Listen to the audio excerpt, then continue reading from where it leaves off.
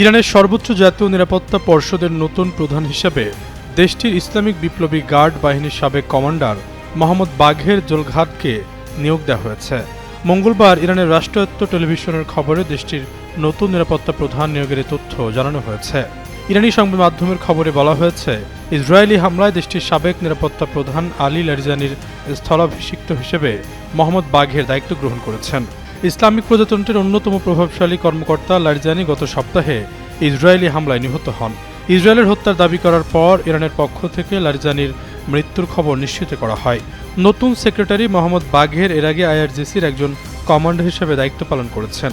এছাড়াও তিনি ইরানের বিভিন্ন দপ্তরে উচ্চ পদে দায়িত্ব ছিলেন।